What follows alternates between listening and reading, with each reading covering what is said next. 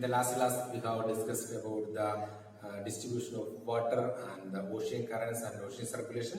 In today's class, we are discussing about the waves and tides, and tsunami happened in 2004. What are the importance of waves and tides, and tsunami? What are the destruction happened in tsunami in 2004? Waves. Waves are caused by the pushing action of the winds. Particles of water in a wave move mainly up and down and pass on their movement to the neighboring water particles, forming curls in water. These curls form a wave. An earthquake, a volcanic eruption, or underwater landslides can shift large amounts of ocean water, resulting in the formation of a huge tidal wave called tsunami, which may be as high as 15 meters. Waves are oscillatory movements in water in which water particles move up and down in the direction of oscillation. A wave has two major parts. The upward part is called crest and the downward part is called the trough. The vertical distance between a crest and a trough is called wave height, and the horizontal distance between two troughs or two crests is called wave length. The size and force of the sea waves depend on the velocity of the wind, duration of the blowing wind, the distance the wind covers in the open seas. Tsunami, or the harbor wave, struck havoc in the Indian Ocean on the 26 December 2004. The wave was the result of the earthquake that had its epicenter close to the western boundary of Sumatra. The magnitude of the earthquake was 9.0 on the Richter scale. A huge mass of ocean water flowed to fill in the gap that was being created by the displacement. This marked the withdrawal of the water mass from the coastlines of the landmasses in the South and Southeast Asia. Tsunami traveled at a speed of about 800 km per hour, comparable to speed of commercial aircraft, and completely washed away some of the islands in the Indian Ocean. The Indira Point in the Andaman and Nicobar Islands that marked the southernmost point of India got completely submerged. As the wave moved from earthquake epicenter from Sumatra towards the Andaman Islands and Sri Lanka, the wavelength decreased with the decreasing depth of water. The travel speed also declined from 700 to 900 km per hour to less than 70 km per hour. Tsunami waves traveled up to a depth of 3 km from the coast, killing more than 10,000 people and affected more than a lakh of houses.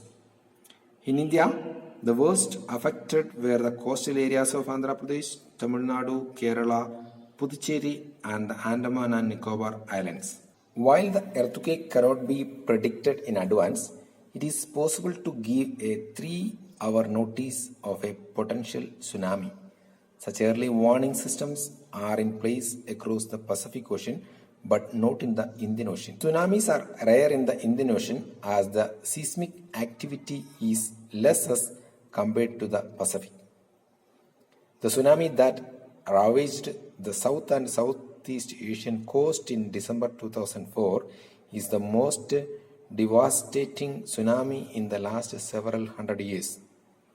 The large damage caused to life and property was primarily a result of lack of monitoring, the early warning systems, and knowledge among the coast dwellers of Indian Ocean. The first indication that tsunami is approaching is the rapid withdrawal of water from the coastal region, followed by destructive wave. When this happened on the coast, instead of people going to high ground, they started assembling at the coast to view the miracle.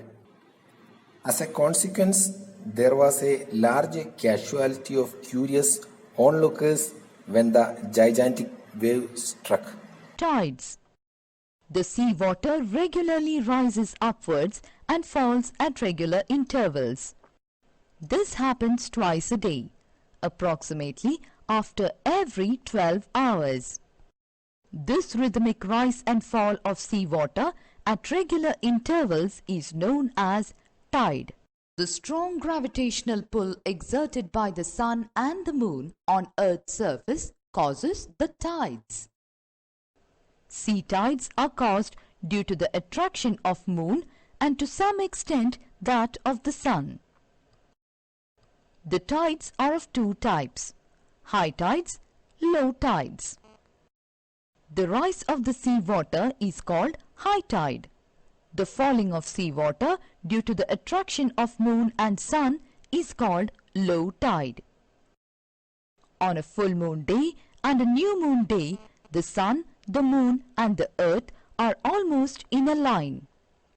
The sun and moon thus exert a combined gravitational pull, due to which the tides are at their highest level. This is known as spring tides. On the half moon, the sun and moon are at right angle to the earth's center, and the pull of the moon is partly cancelled by the pull of the sun. And as a result, there is a low rise of water. This is known as neap tides. Uses of tides. They help in navigation and fishing. At high tide, the depth of the sea and bay increases. This enables the big ship to enter or leave the harbour easily. Tide at some places takes away the mud brought down by rivers and prevents silting of the harbour. Tidal water makes rivers suitable for navigation. Tides are also a major source of energy. In this chapter, we have discussed about the water sources and the distribution of water and the ocean currents and circulation and waves and tides and tsunami that was happened 2006 December 26 in India and the surrounding nations. Read the textbook carefully and note down the question answers in your notebook.